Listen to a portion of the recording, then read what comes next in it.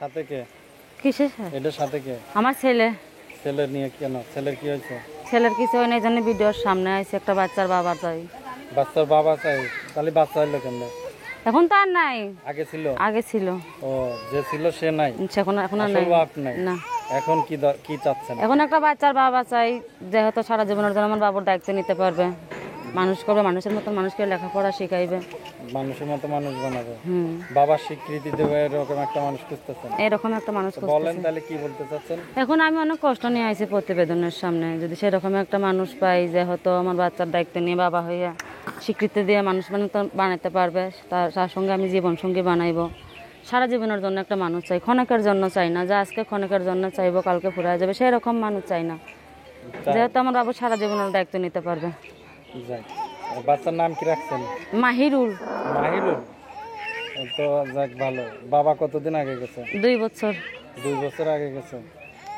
এখন যদি আপনার সাথে কেউ যোগাযোগ করে, তাহলে বাবা হিসেবে আসতে হবে? হ্যাঁ, বাবা হিসাবে আসতে হইব। আর বাবার দায়িত্ব, তাহলে বাচ্চার নয় দায়িত্ব নিলে, এখন বাচ্চার বাবার দায়িত্ব কে নেবে? আমি নিব তার দায়িত্ব।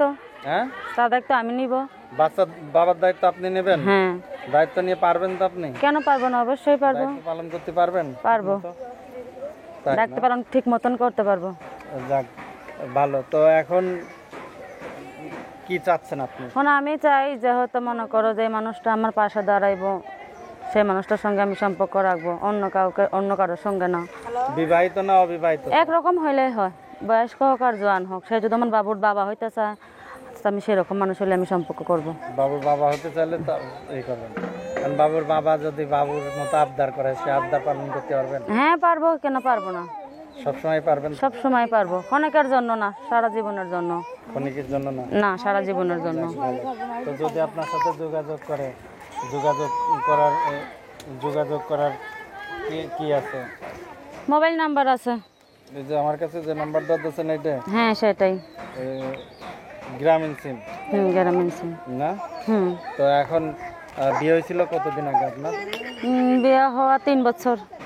আচ্ছা, নাম্বারটা আমি বলে দিচ্ছি: 0133480845 0133438085 0133438085 এই নাম্বার না? হ্যাঁ, নাম্বার। দর্শকদের কিছু বলার আছে? দর্শকদের বলার আছে, এখন খারাপ মত নিয়ে আমার কাছে ফোন টোন দিয়েন না ভাইয়া, আপনি ভালো মত নিয়ে ফোন দিয়েন, কথা বলবো অবশ্যই, কিন্তু খারাপ মতলব নিয়ে আমার কাছে ফোন টোন দিয়েন না।